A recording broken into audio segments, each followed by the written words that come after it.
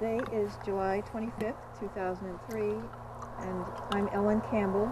I'm interviewing James G. King as part of the Conserving Our Wildlife Conservation Heritage Project of the Wildlife Society.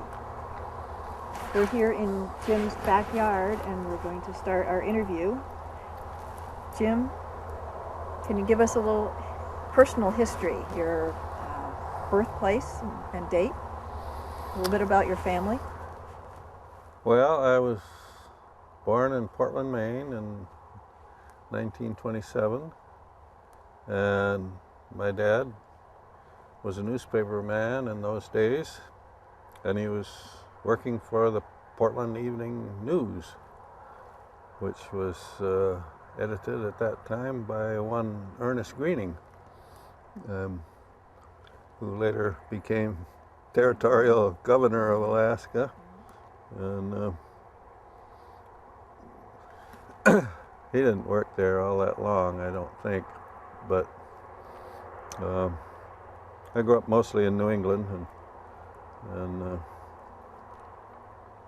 went to school there, and after high school I spent a couple of years in the Marine Corps, right at the end of World War II. So I wasn't in the war, but I am considered a veteran of World War II. And after getting out of the service, I roamed around the country a little bit in a Model A Ford, and came to Alaska in 1949 and went to Fairbanks and started doing construction jobs, and then I worked at Creamer's Dairy for a while, which is now a kind of a popular state wildlife refuge, but at that time it was a active dairy with 100 cows, I guess, and something like that. And one of the things that had always appealed to people in Fairbanks was that the lesser sandhill cranes would come and feed in the Creamer's Dairy forage fields. They planted a mixture of field peas and oats, which they made silage out of it. The cranes liked those fields, and the thing I did there was harvest peas and oats. So, but we enjoyed the cranes. They were around. They didn't seem to be bothered by the public. And that fall, I didn't really want to go back east, so I went up to the university, and at that time, the University of Alaska almost expired during World War II, and when I went to the admissions office, they didn't ask whether I graduated from high school or any mundane things like that. They just wanted to know if I had the GI Bill, which I did, so then I spent the winter in Fairbanks at the university. What were you studying? And I'd signed up in the agriculture department.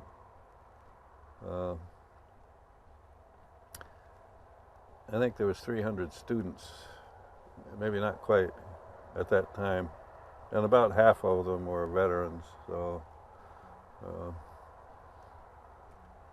it was beginning to recover from the war. And that next spring, the Park Service put up a notice that they had jobs as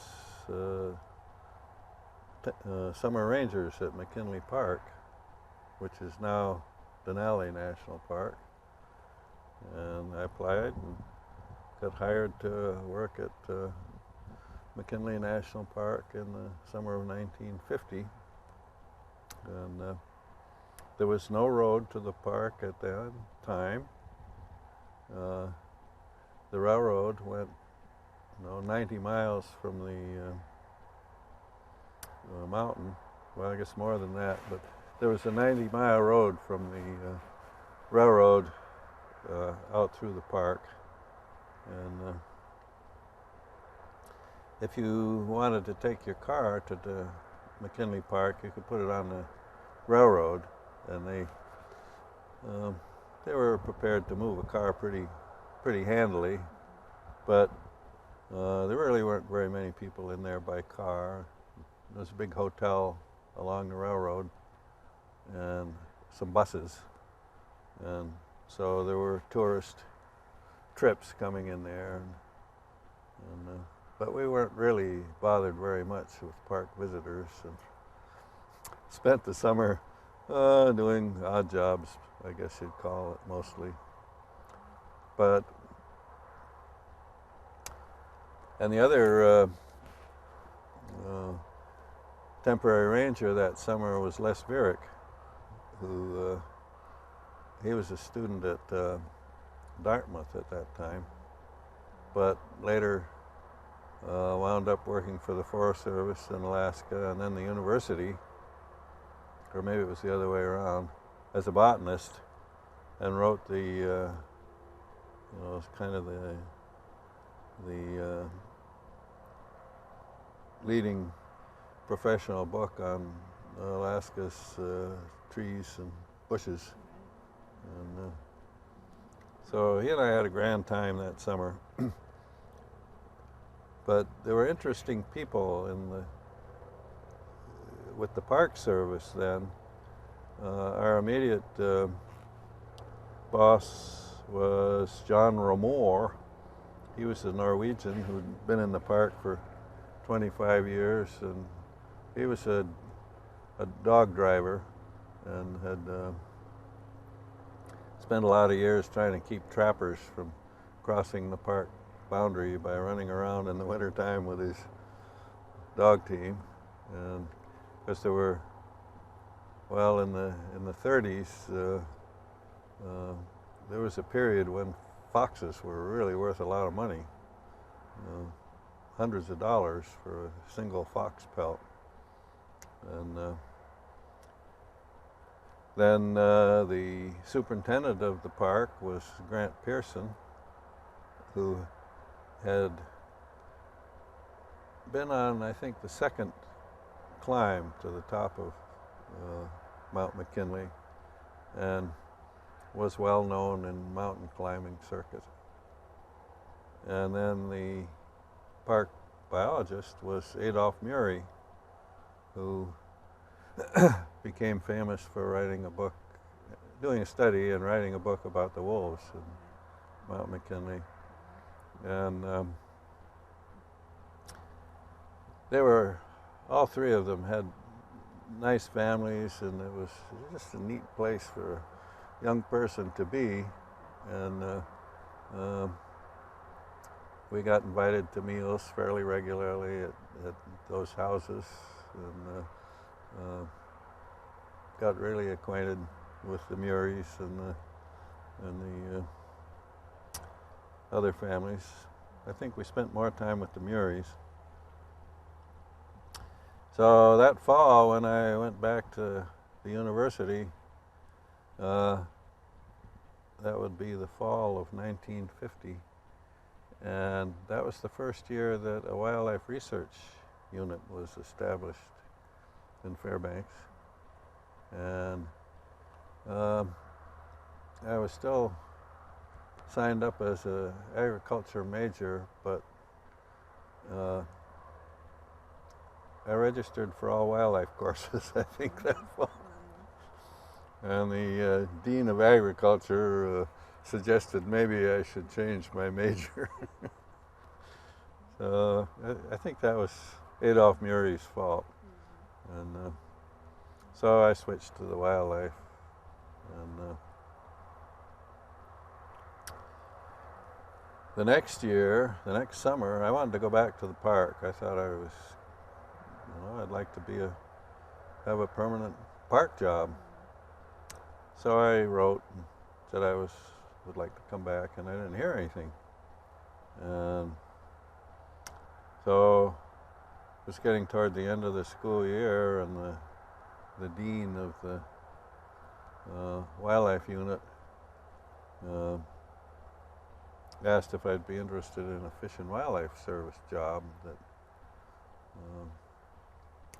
he'd been asked if there were students that would want jobs. They had several different kinds of jobs, and one of them was banding geese at Shishmaref on the Seward Peninsula. And I thought, oh, that sounded great. So I signed up for that, not having heard anything from the Park Service. And very shortly after that, I got a letter from Grant Pearson apologizing for not answering my letter.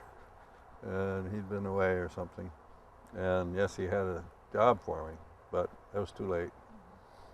So thereby I was saved from a career with the Park Service, I guess. And my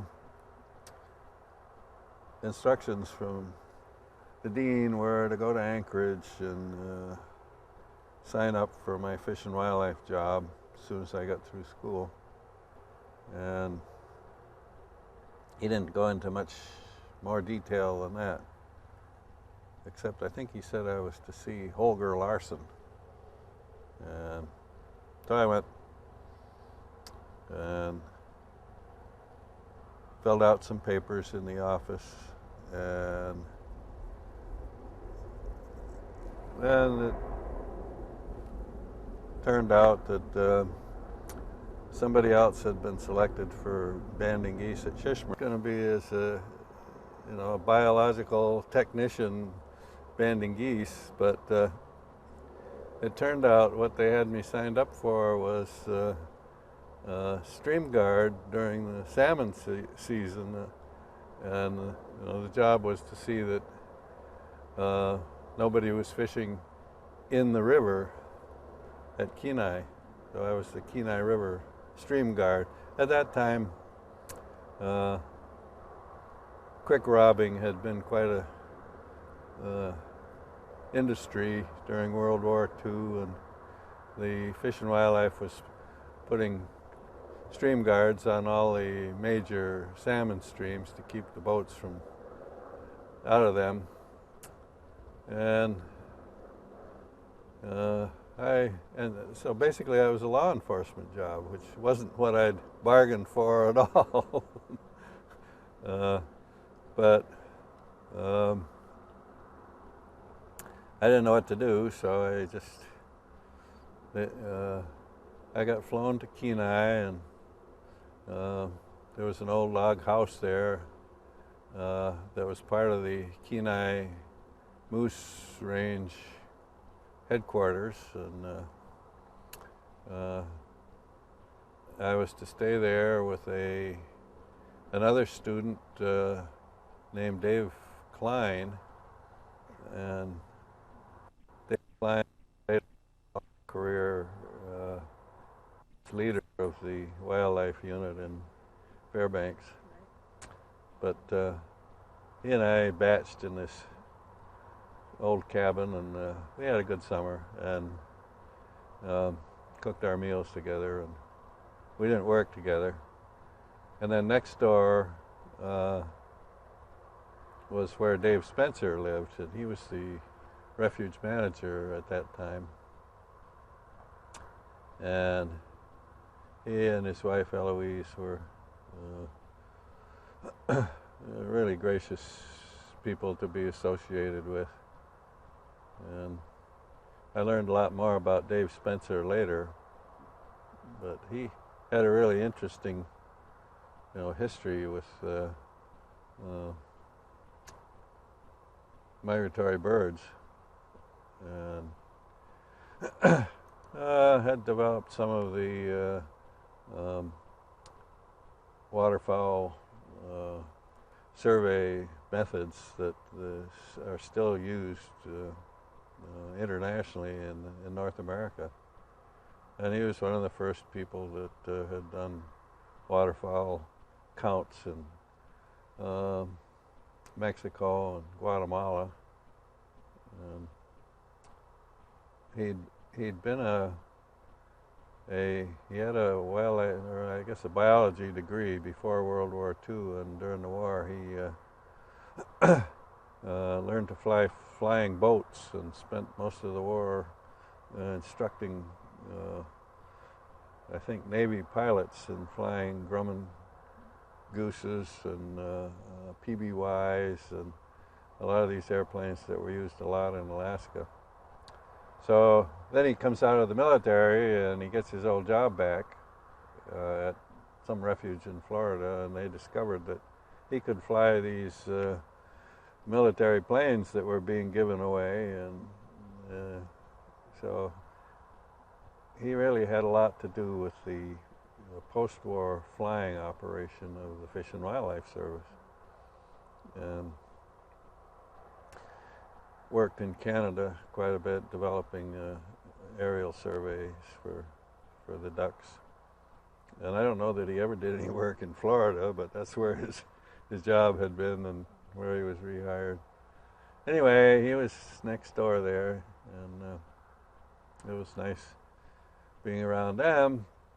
And they gave me a little skiff, and I ran up and down Cook Inlet looking at fish traps. There were big pile-driven fish traps then. And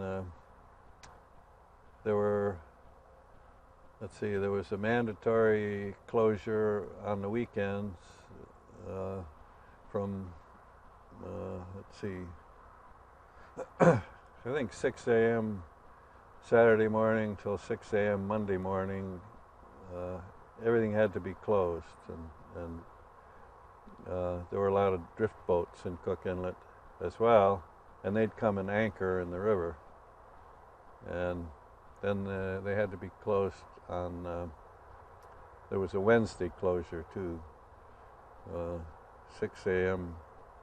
Wednesday morning till Thursday morning or something like that. So I would run around in my little skiff and see if all the traps were closed. They had to close the entrances so fish couldn't get in them, and put a kind of a boxcar seal on there that couldn't be tampered with. And so I'd go look for those, and then I'd run up and down the river a little ways.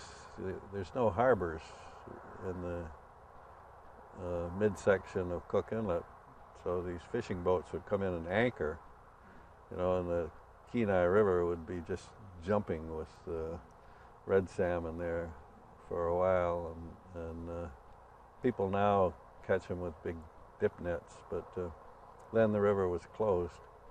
But a guy could put out 20 feet of net behind his boat and fill his boat, so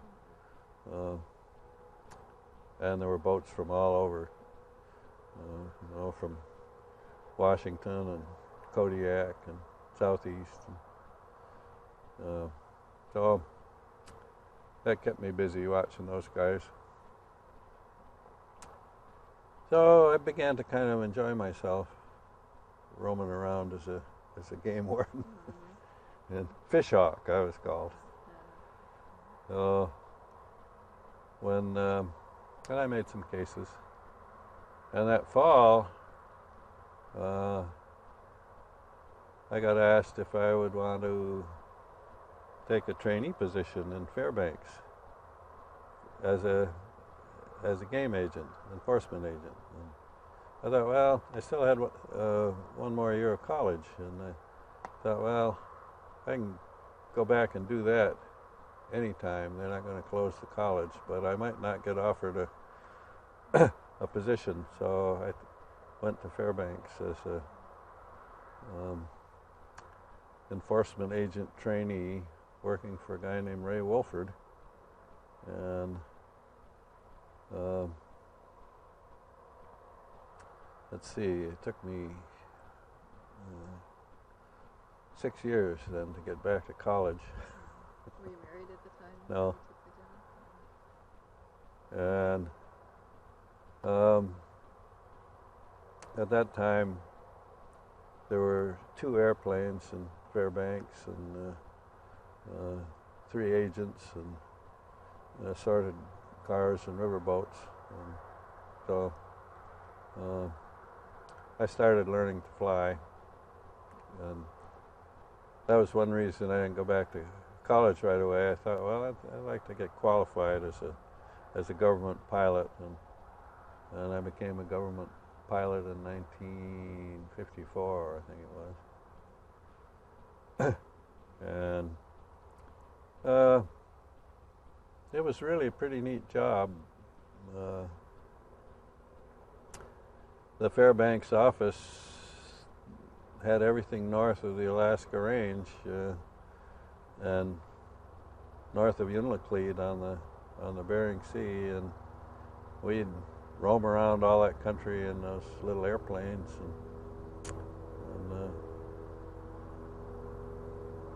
really didn't have a whole lot of restraint. We could go anywhere we wanted, or where we thought somebody might be doing something. That there goes my helicopters again. So I think I was one of these kids that really enjoyed roaming around in the woods looking at things, and pretty much all my growing up years, and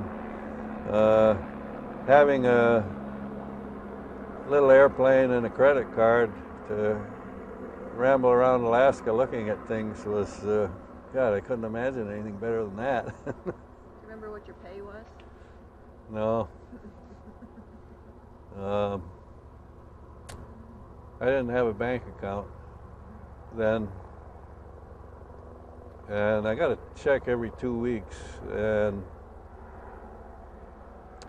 I would go to the Mecca bar and cash my check, and if I ran out of money before the next check came, I could go to the Mecca bar, and they had counter checks in those days, so I could write a check for whatever I needed, and then the next payday I'd go in and buy my bad checks. And they had a little drawer there behind the cash register where they kept bad checks that people were doing that. But I don't know what I was, probably getting $70 every 2 weeks or something like that. It was less than $100. At that time, the number I remember better was that there was a per diem rate for when you were traveling, and the per diem rate, which was to provide hotel and 3 meals, was $11 a day, and you could stay in Anchorage for that, or at Nome, or wherever. So, remember any exciting events during those years when you were flying around? well,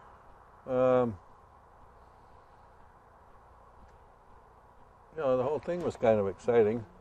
We were dealing with big game guides and trappers and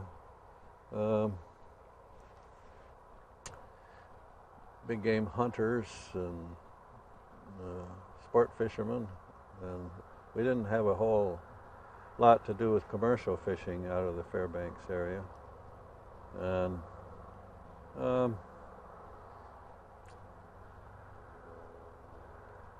then the other thing that we did,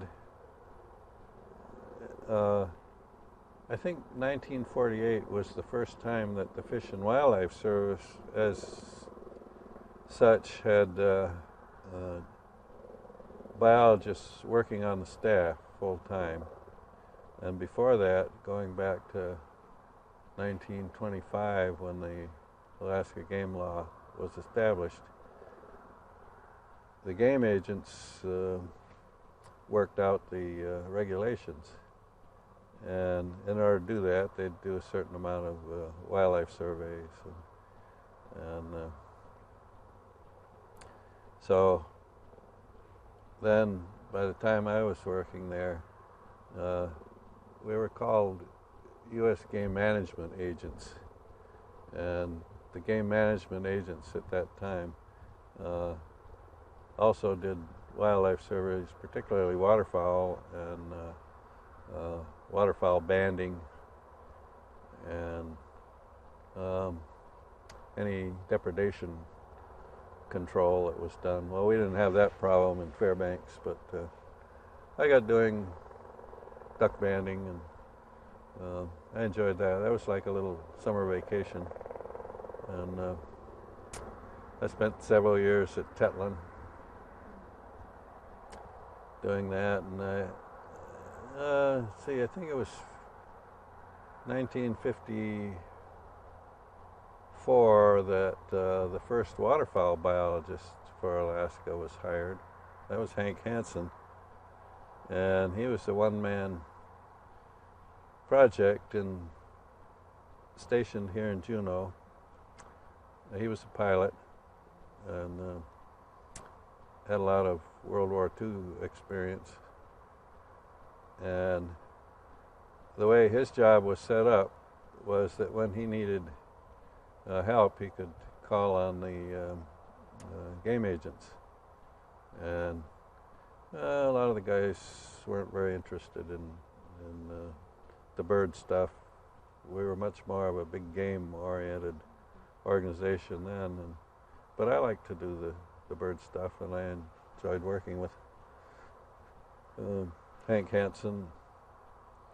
Did surveys on the Yukon Delta and the North Slope, and then I did these banding projects, and let's see, what did you say? Exciting experiences? Well, it was all kind of exciting. I wonder if anything stood out in your mind, something neat. Well, we had a lot of interesting,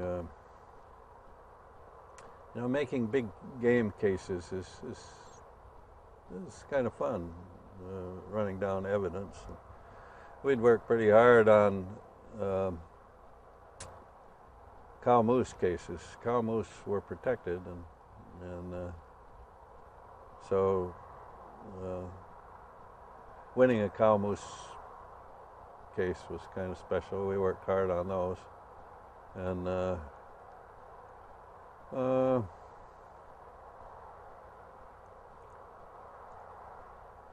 then we spent quite a lot of time checking up on trap lines, and that was interesting. At that time, trapping was pretty important still in the economy of the villages along the Yukon, and beaver had been almost exterminated in a lot of areas before there were game laws, and we had to, there was a limit of 10 beaver per person, and they had to have their beaver skins inspected, and we put metal seals on them before they could sell them, so the fur houses wouldn't buy an Alaska beaver that didn't have a metal seal on it. So we spent a lot of time roaming around the villages and stopping at trap lines and attending spring celebrations, sealing these beavers. And you could tell, well, they also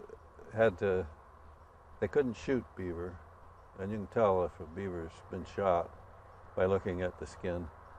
And also they had to be sealed within 30 days of the end of the season.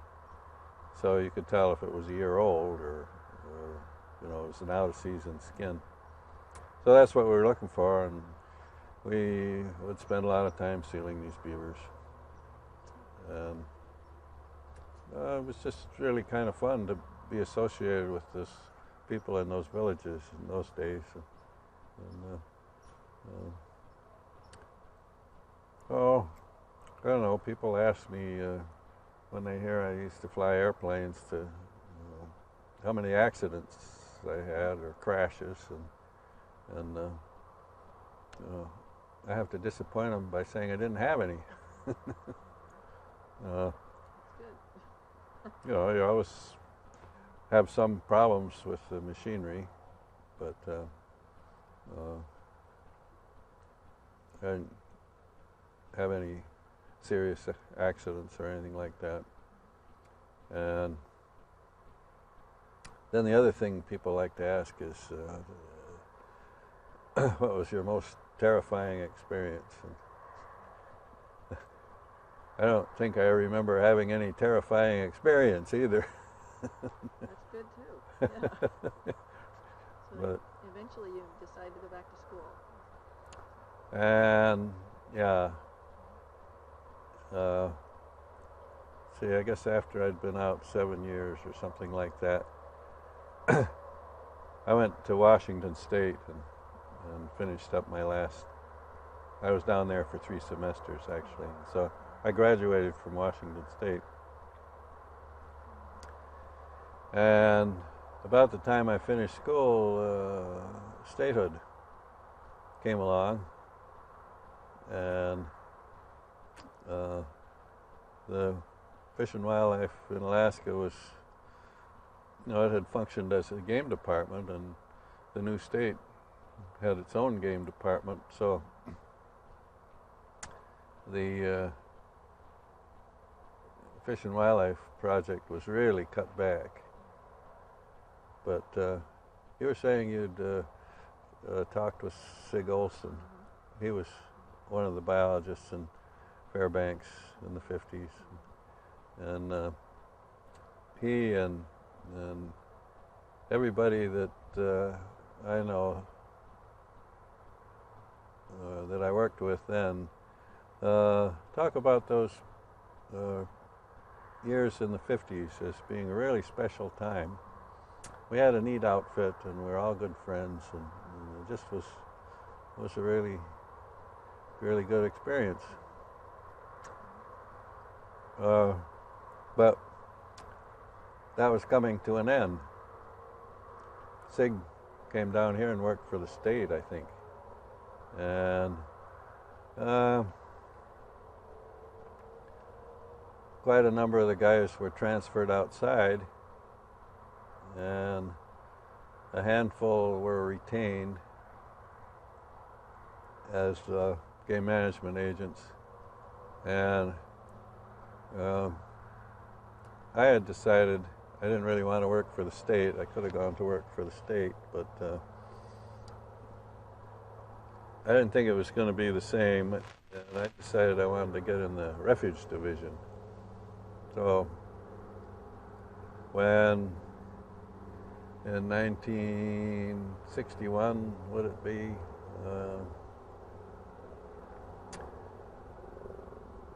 the Arctic Wildlife Refuge and the Eisenbeck Wildlife Refuge and the Yukon Delta Wildlife Refuge were established.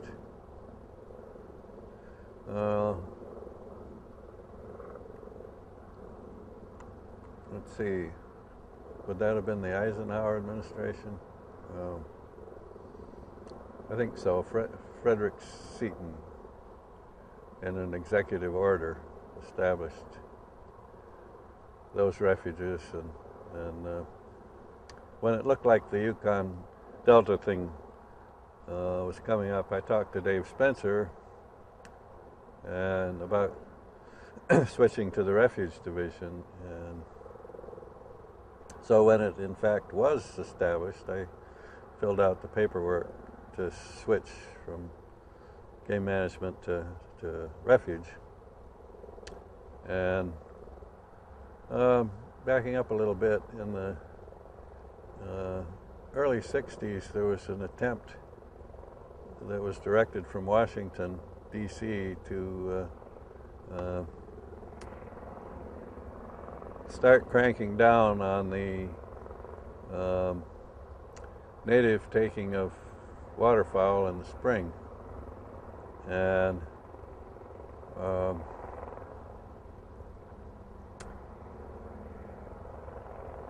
there was I attended a meeting here in Juneau. Then I was living in Fairbanks, and there was a guy from Washington here, and he explained he wanted that stopped. And one by one, all the agents said, well, there's going to be trouble. The country's not ready for this, and the people aren't ready for it. And I remember this guy saying, well, we know you can do it, and good luck. That was kind of it. Well, within the next month, there was all sorts of national news about Fish and Wildlife agents doing battle with Eskimos. And newspapers had a ball with that, and politicians, and there was all sorts of pronouncements, and the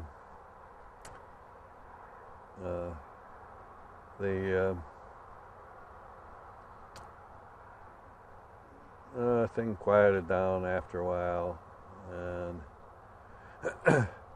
so the next year the refuge was established out of Bethel. Bethel was one of the spots where there'd been some assaults, and but nobody had gotten hurt. But the FBI had been involved, and it was a pretty nasty deal. And the guy that had sat there and told us so confidently that we could handle it disappeared. Washington never commented, and all these politicians were picking on Alaska agents by name, and nobody stuck up for the agents. But anyway, the agents that had been involved in Bethel had made quite a case that the refuge headquarters for the new Yukon Delta Refuge should not be in Bethel, that a Fish and Wildlife family could not live comfortably there, and that the refuge headquarters should be in Aniak. And I heard all those stories. I wasn't involved with that sort of thing because in that year, I guess it was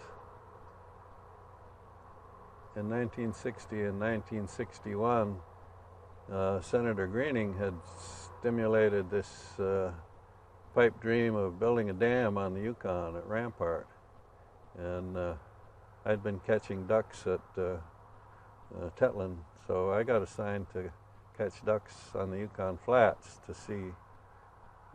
Fish and Wildlife had 2 years and $200,000 to do wildlife studies under the some what is it, Fish and Wildlife Coordination Act or something like that. And so I was banding ducks on the flats, and it was kind of a crash program, and we banded 18,000 ducks in the 2 summers, and there were interesting repercussions from that. They just went kind of poof all over the country, and I don't know, 6 or 8 foreign countries, and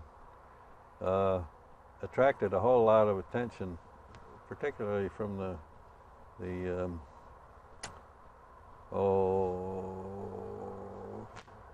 Association of State Wildlife Commissioners or something like that. It's an organization of State Game Department directors, and they change their name every few years, so I don't have it right.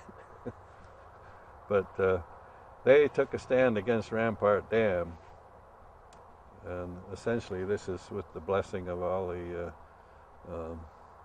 state game departments, except for Alaska, and the new state of Alaska couldn't object to the Rampart Dam because the new senator was the one that was pushing this, Ernest Greening.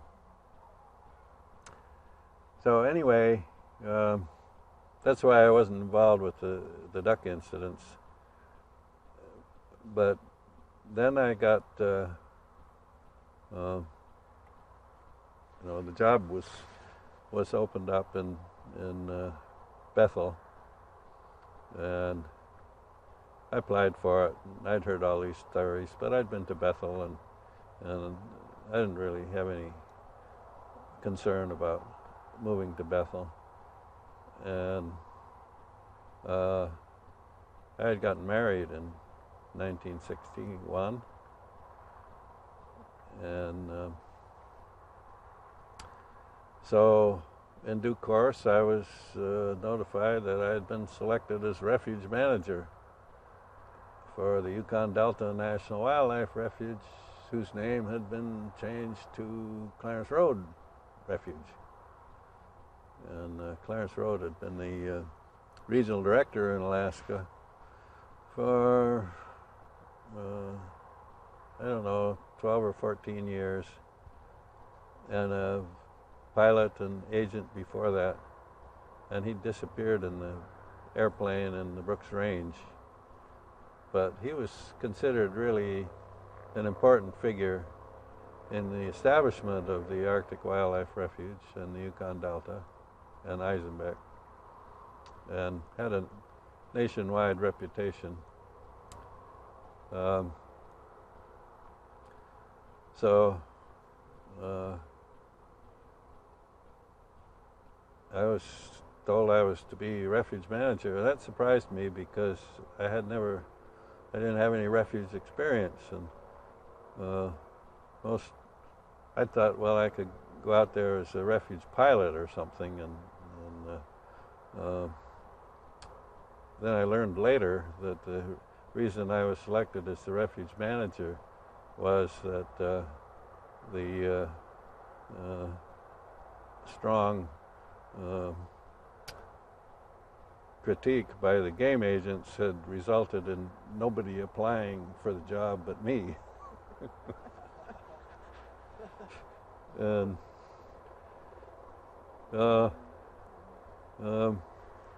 we moved out there. They built some new houses, and I was involved with that, and started developing a refuge program. And my wife, well, we had 2 little kids by then, and she was busy with them, but she also, they had a little library there, and she got involved with developing the library, and she had a good time with that. And we really had a nice time in Bethel, and the agent's prediction that fish and wildlife people couldn't live in Bethel proved completely untrue. And I don't think we ever had a single incident of anybody being hostile or negative, or we just got along fine. And the Yupik people have a tendency to be quite gracious. And, one of the things noticed fairly quickly was if you smile at a Yupik, he'll smile back, or she. And so we had a nice time, and I had some of them working for me, and got a lot of help from business people in Bethel, about half of which then were native people, and we got along fine, and I was enjoying it out there. But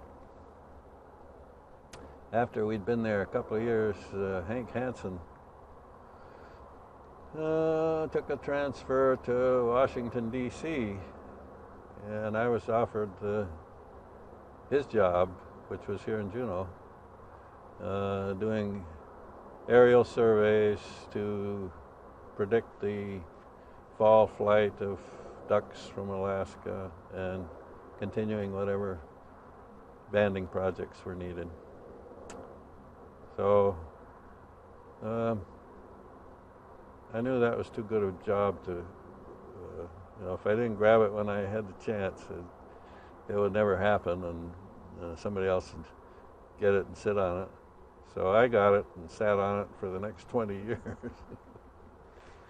And What year did you come to Juneau then? we moved here in '64, and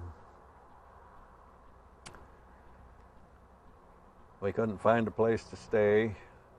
There was nothing for sale much in Juneau, and we looked around. We were staying in a motel, and then we borrowed somebody's house for a while, and saw a little sign up the hill from here on the road for house for sale, and came down and looked at this place, and it had been for sale for, I think, 3 or 4 years.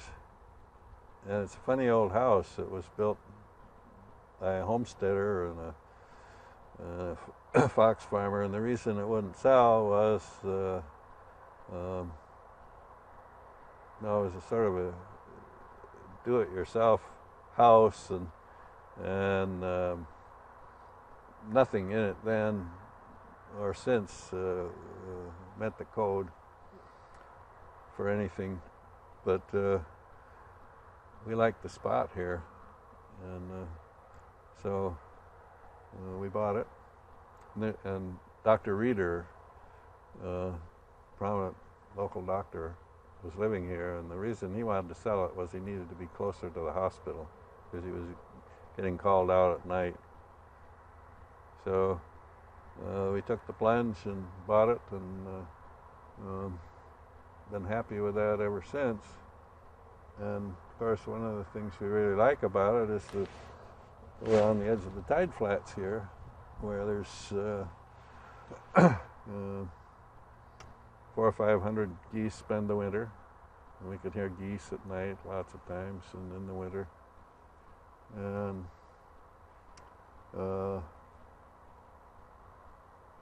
we were participated in getting it established as a state refuge. This is a state, what do they call it? State game refuge. Mendenhall Flats State Game Refuge. And so that's how we got to Juneau and here. And my flying job then was the whole state of Alaska and the Yukon. And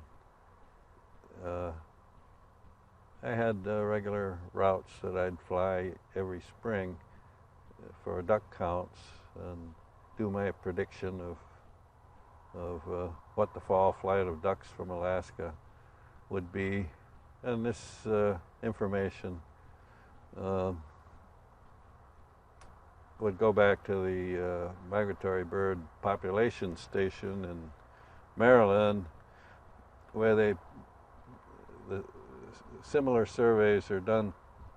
There's about 8 pilots doing these aerial transect surveys clear across Canada and the northern states. And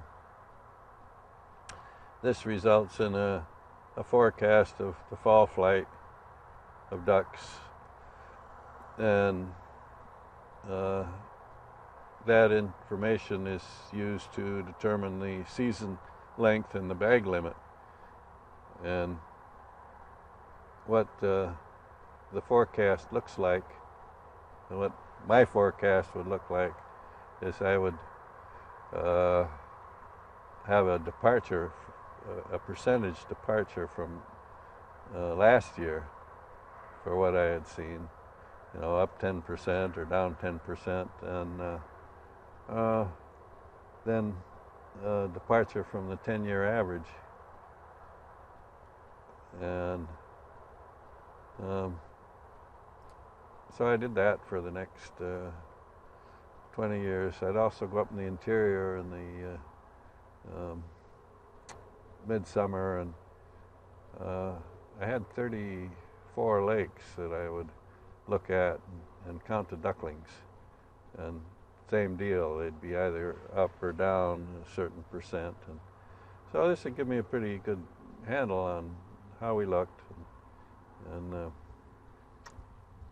then we kept doing a little banding, but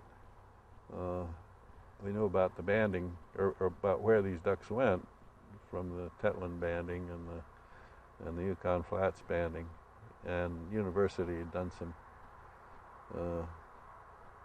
bird banding at Minto near Fairbanks. So, and a major portion of the dabbling ducks would go to California, where they shoot a lot of ducks. They have a lot of people. And so I had a direct hand in how the hunting would go, and particularly California. And let's see, I don't know, what else should I tell you about? Significant changes in the duck populations while you were doing your surveys? Well, in the late 50s, there was a serious drought in Canada, and there was a real serious decline. And Fish and Wildlife tried to, I think they tried to, or recommended a moratorium on duck hunting for several years there, but it never got that drastic. And I don't have the figures, but everything was down, but particularly mallards were down, and mallards is sort of the bread and butter of duck hunting.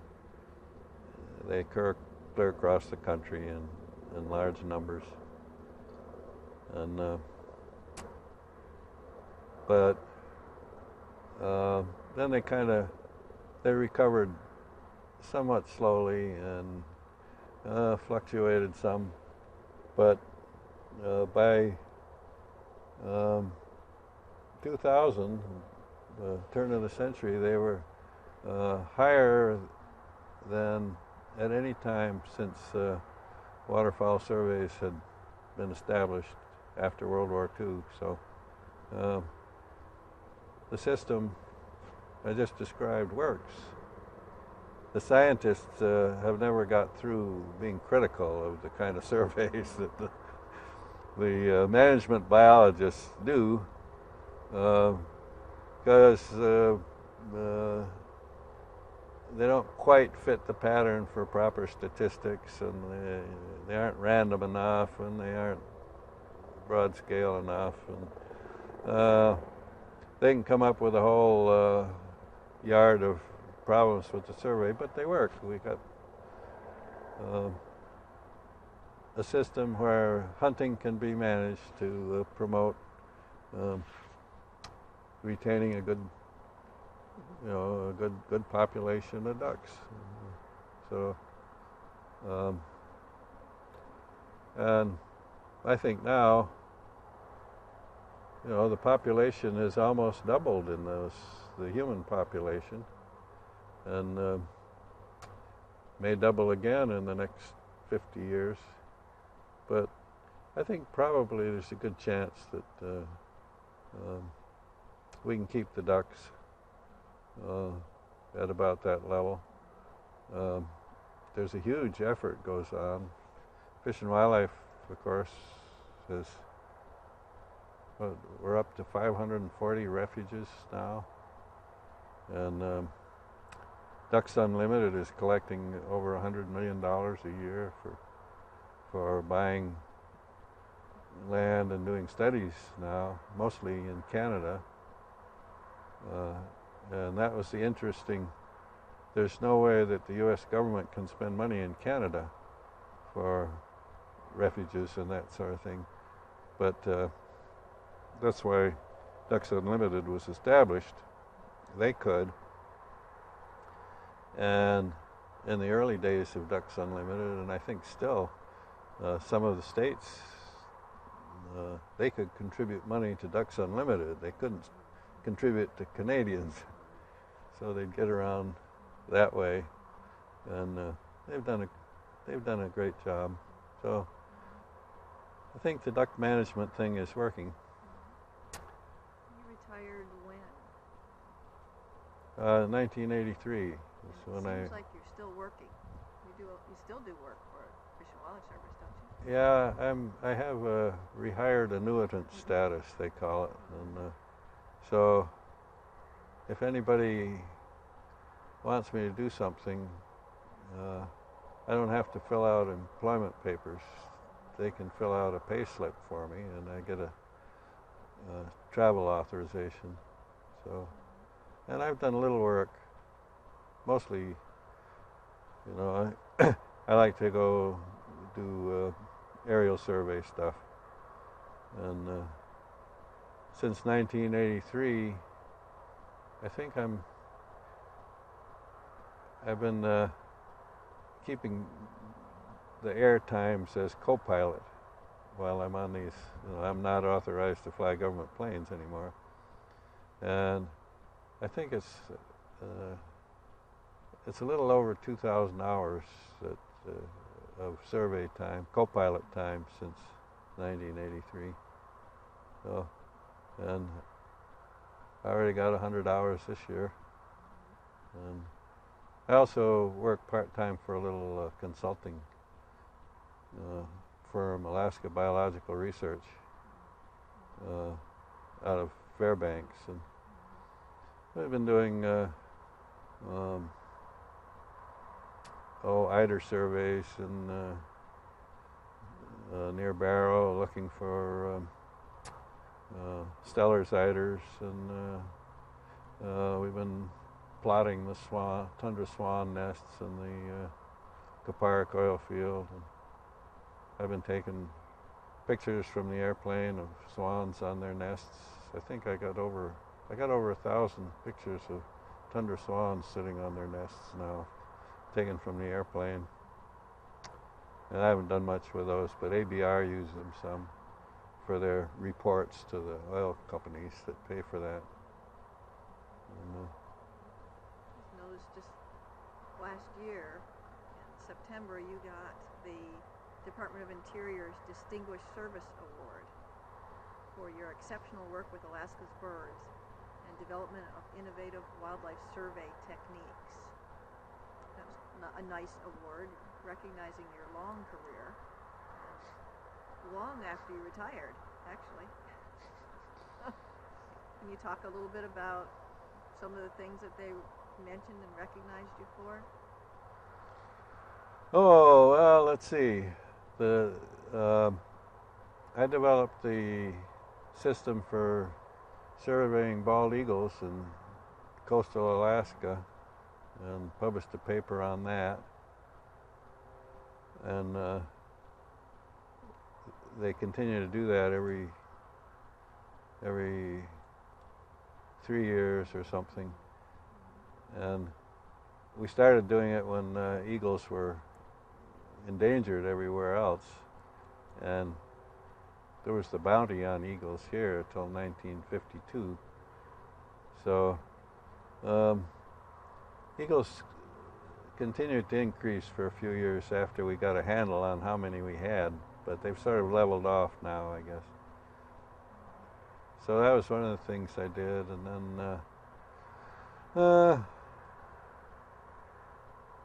I spent a lot of time doing trumpeter swan census, and developed a system for getting a pretty good figure for the total number of trumpeter swans, which resulted in the trumpeter swan being taken off the threatened list.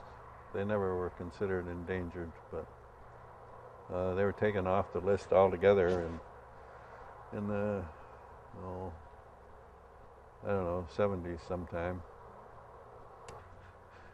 Well, then in 1971, I think it was, the Alaska Native Land Claim Act directed the Secretary of Interior to review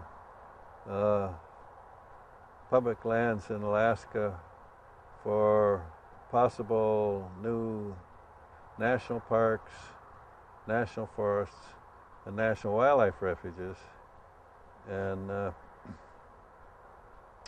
because of all the hullabaloo about ducks from the Rampart study, there are some congressmen interested in ducks, and they got refuges included. And I went back to Maryland and worked up a lot of duck data from the surveys I'd been doing, and talked to a variety of congressmen and Secretary of Interior and undersecretaries. And when the legislation wrote 2 reports on possible, I guess 3 reports on possible additions for refuges in Alaska, and we got 7 really primarily duck nesting refuges with I think it's 22 million acres of duck refuges. And I don't think that would have happened if we hadn't had all the turmoil over the Rampart ducks. Congress wouldn't have been thinking. You know, at that time, I could feel very clearly people outside thought conservation is something that happens, that's needed in the South 48, and everything's all right in the far north. So the Rampart kind of changed that thinking. So we got those refuges. And let's see, another thing I was involved in was when I was at Bethel. I used to roam up and down the coast. You know, being an old game warden, I didn't feel that I necessarily had to be confined to my refuge. I don't think they roam around now like I did, but I'd go south those 2 years I were out there in the spring to watch the birds coming. And you know, major number of birds work their way up the coast into Bristol Bay and on up the when it's still pretty much winter on the Yukon Delta. And I went flying down there some and flew around Cape Newenham, and I just couldn't believe the seabirds there at Cape Newenham. And you know, I didn't know what they were. I could fly by these cliffs there, and they just rain birds off the cliffs. And there's some little islands there that the sky is just full of birds over them, and you look at the island, and there's just a crust of birds sitting there. And so I started looking up records of, you know, what are these birds at Cape Newenham, and there was none. And that was during the period that they were considering offshore oil development on in Bristol Bay, and here was all these birds, and nobody was thinking about that. They were thinking about the fish in Bristol Bay, all right. So then I took Mary Lou down there. We'd have picnics at Cape Newenham. I made quite a few trips there. And then I thought, well, I better, in case somebody queries me why I'm 160 miles the wrong way from my refuge with a government airplane. So I wrote a little report suggesting it ought to be a wildlife refuge, and I also suggested there was 1 million birds there in the summertime, and sent that off to Dave Spencer in Anchorage. And I think it was 165,000 acre proposal I had for there's a couple of bays there, and the drainage into these bays, a lot of fish. and eelgrass in the bays. So it's a grand wildlife area. So I sent this report in, and Spencer wrote a note back and said, "How can we cut the acreage down?" And what was this? This was in the '60s, long before we started talking in millions of acres for refuges. And but I said I didn't think it could be cut down. That's what it ought to be. And I thought, well, that takes care of that. But apparently, about that time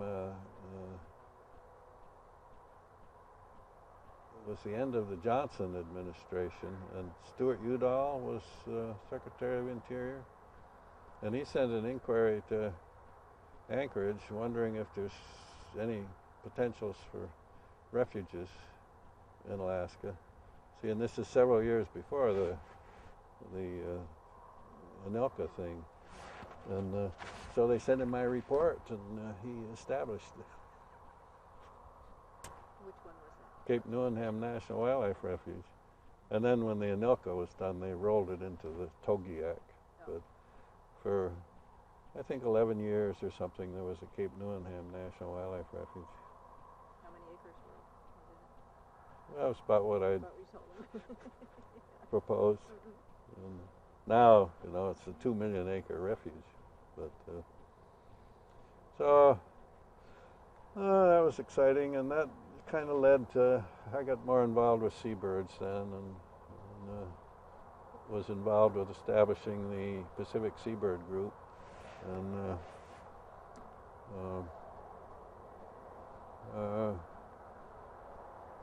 I made a trip on the icebreaker trying to develop seabird surveys.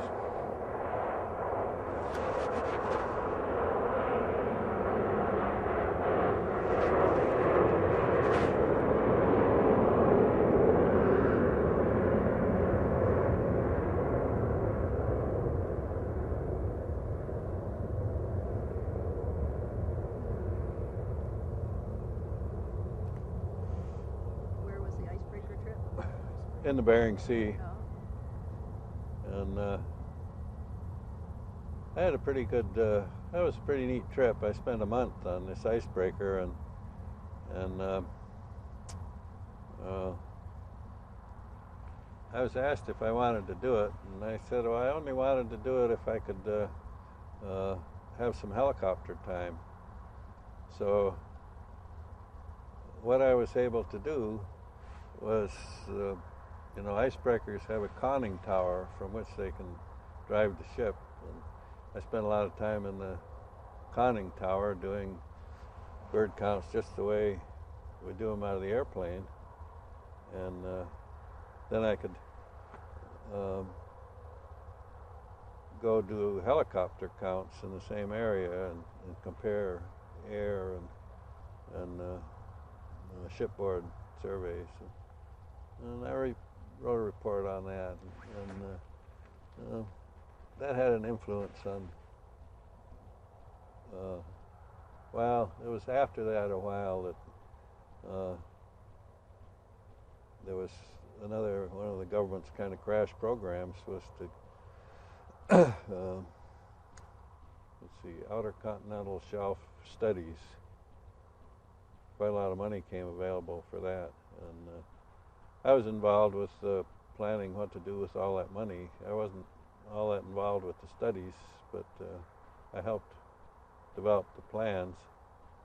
One of the things that kind of pleased me was that they then had crews spend a couple of summers at Cape Newenham, and they determined there was 1 million birds there. So my guess hadn't been too bad. Did that, and one of the things I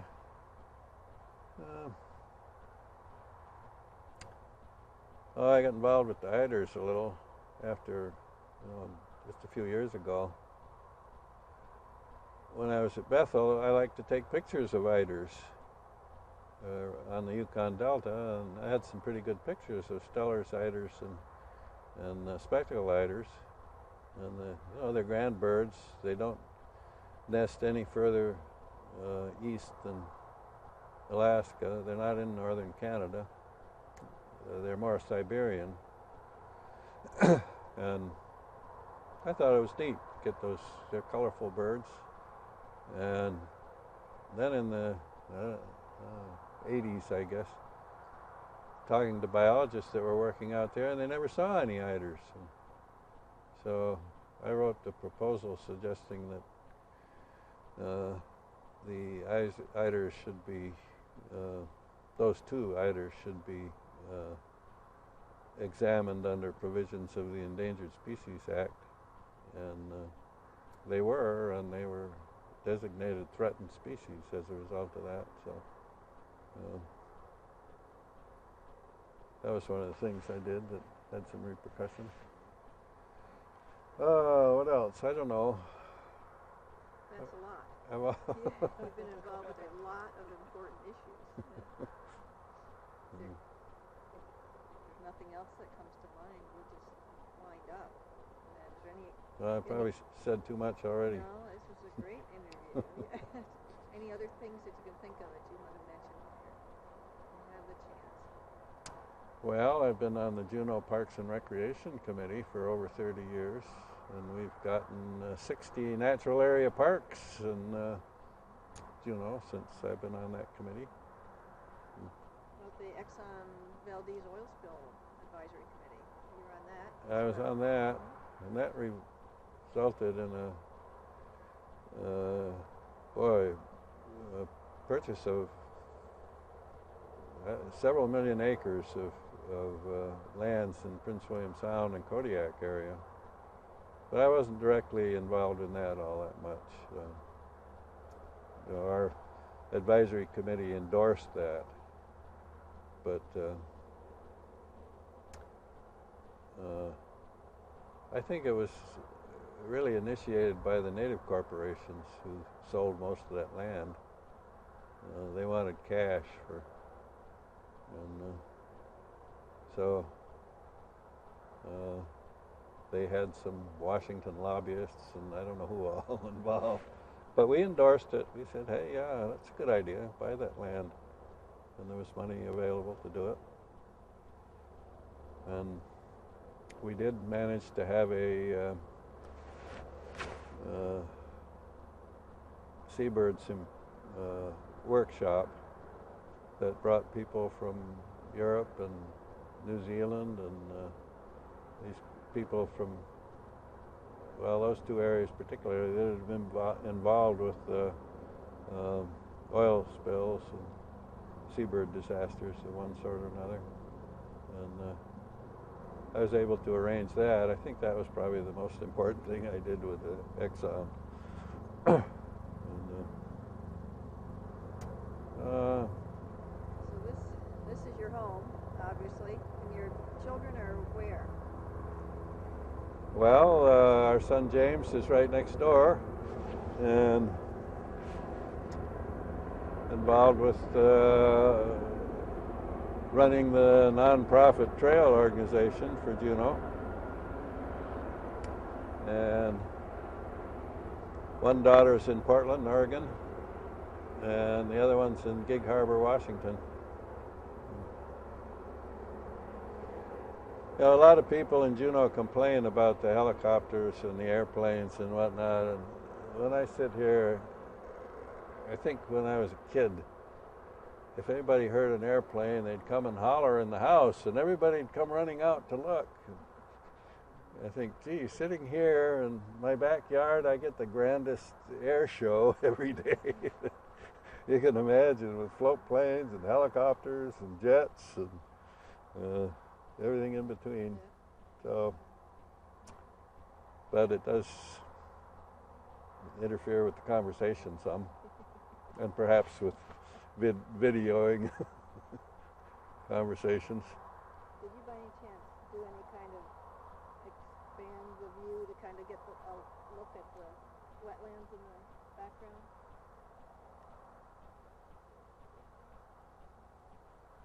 I'm sorry. I thought you were asking me a question still. Yeah, I did, but I'll go ahead and get some pans after we're done here. That would be great. Yeah. Are you done? I think. Okay, I great. think we're done. Are you That was excellent. done? Yeah. Yeah, great. Thank you, Jim. That was great. I'm sorry I couldn't see you were looking at me. Yeah. The So camera no. was in your way. No. Thank you. That was excellent. Okay. I know what you mean about the airplane and stuff. Whenever we're out at the cabin, it's like that. You hear an airplane, all the kids would run out. Yeah. It really pretty, you know, most people don't spend any time this close to an airport. Even now.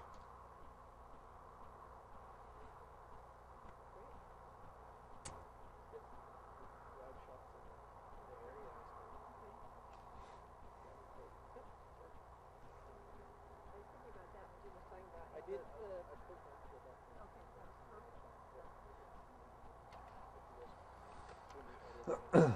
Something I didn't mention is how much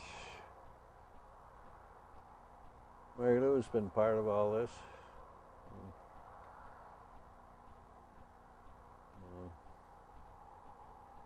When we used to go to Cape Newenham for picnics, she'd take pictures. So the pictures that Stuart Udall looked at were all taken by her. And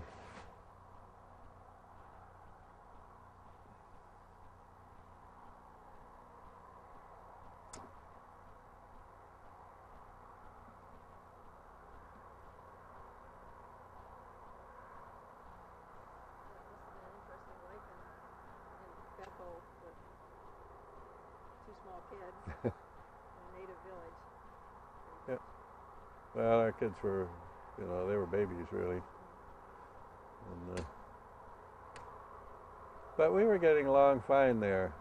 And we went back to, we were invited back, 3 years ago, I guess, for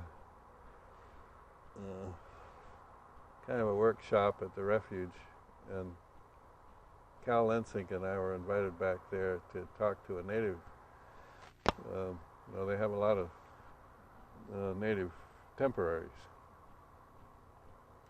and they were having their meeting about you know, trying to determine what the kill of birds is and whatnot. Somebody decided they'd like to hear more about why the refuge was established and how it had been initially. And so Cal Lensing and I went to, you know, we were elders at this point, but there was also a native fellow that had worked for me out there, and one that had didn't actually work for me, but had worked for Sig Olson even before that. So they were the other 2 elders, and but we were surprised at how many people we still knew in Bethel. And, you know, we had some really good friends there.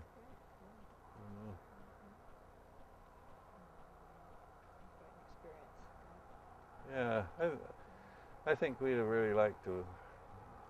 I don't think I'd wanted to spend my whole career in Bethel, but or put it this way, I don't think I wanted to raise my kids in Bethel, but